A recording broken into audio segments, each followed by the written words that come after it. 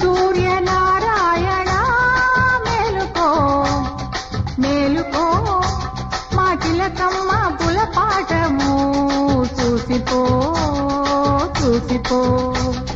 తెల్లవారకముందే ఇల్లంతా పరుగుళ్ళు చీకట్లో ముగ్గుళ్ళు చెక్కిట్లో సిగ్గుళ్ళు ఏమి వయ్యారమో